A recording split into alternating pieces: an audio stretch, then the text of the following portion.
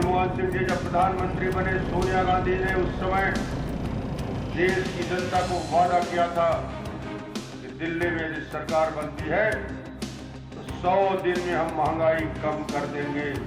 4.5 साल बीत गया, 100 दिन में महंगाई कम करने की बात करके सरकार में बैठे भी लोग 10 गुना ज्यादा महंगाई बढ़ गया है। याद उनको दिलाना चाहिए।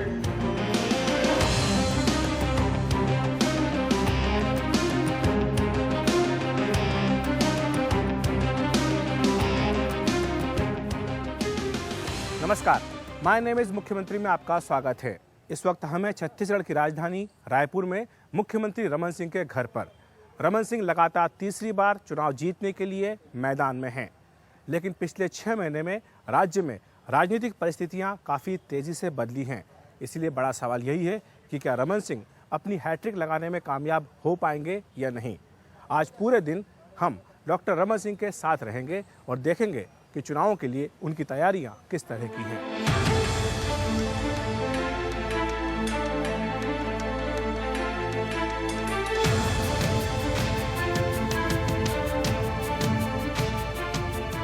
डॉक्टर रमन साहब, आपका बहुत बहुत स्वागत है माय नेम इज मुख्यमंत्री कार्यक्रम में।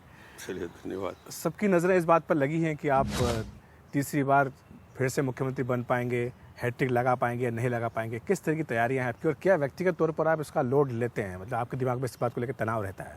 नहीं, तनाव इस पर कुछ नहीं है। चुनाव अभियान चल रहा है और मैं लगातार आज अभी बस्तर और फिर राजनांदगांव जिले के यात्रा में रहूँगा। लगातार करीब 100-150 लोगों से सुबह से कांटेक्ट करना पड़ता है। फिर पूजा और के बाद फिर मेरी तैयारी होती है। फिर एक बार निकल गया 11 बजे तो फिर रात को 2 बजे तक फिर वापसी में, और शाम को फिर 3 घंटे की अलग अलग चर्चा अलग अलग क्षेत्रों में करते हैं।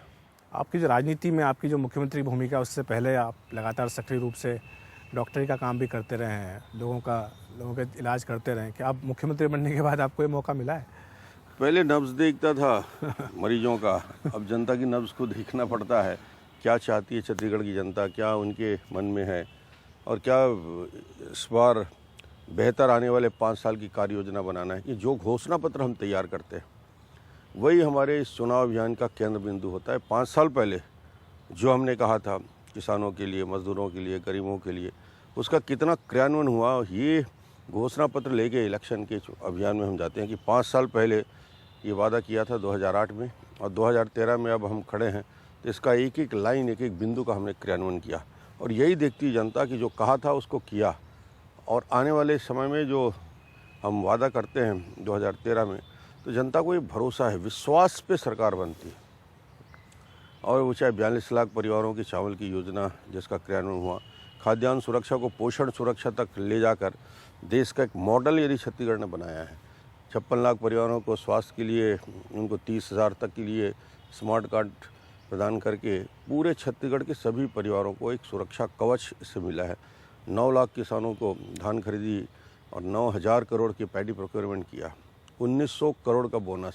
डॉक्टर साहब, आपने बात करी है खाद्य सुरक्षा की, लेकिन जो बात आपने कही है ज़रूर कि छत्तीसगढ़ का एक मॉडल बीजेपी लगातार इस बात को कहती रही। अब जो केंद्रीय स्तर पर खाद्य सुरक्षा योजना सरकार ने लागू की है, फूड सिक्योरिटी बिल लेकर के आए हैं, उसको बीजेपी एक राजनीतिक हथकंडा बताती है। तो दोनों में क्या फ़र्क है? नहीं, देखिए, बेसिक फ़र्क ये है, वो आधा अधूरा है। उसमें सिर्फ 25 किलो चावल की व्यवस्था है, ना उसमें नमक है, ना उसमें दाल है, ना उसमें चना है। और 25 किलो चावल देने से पर्याप्त नहीं है छत्तीसगढ़ में। प्रति व्यक्ति 5 किलो से ज़्यादा वो देने की स्थिति नहीं है। 3 लोगों का परिवार है तो 15 किलो मिलेगा, 4 लोगों का परिवार है 20 लोगों को मिलेगा। हमने 35 किलो चावल दिया, एक सबसे बड़ी बात की 35 केजी, उनको नमक दिया, उनको दाल दिया, और उसके साथ एक पोषण सुरक्षा छत्तीसगढ़ में दिया। तो एक मॉडल देश के लिए हमने दिया है। दिल्ली का कानून आधा अधूरा है और बिना तैयारी के साथ आया है। कोई देश में आज क्रियान्वयन आने वाले 2 साल में कर पाएँ, ये अच्छा होगा। लेकिन ये कहा जाता है रमन सिंह जी आपके बारे में कि जो फ़ायदा आपको मिलना चाहिए था पीडीएस सिस्टम को सुधारने का, वो आपने 2008 के चुनाव में उठा लिया। तो अब 2013 के चुनाव में आप ऐसा क्या मुद्दा लेके जाएंगे जिसका कि आपको फायदा देखिए, उठा इसको हमने रिफॉर्म जो हमने किया, ट्रांसपेरेंसी जो लाई, और 32 लाख परिवार से 42 लाख परिवार में आ गए, तो एक बड़ा चेंज आया है कि 42 लाख लोग इससे जुड़ गए।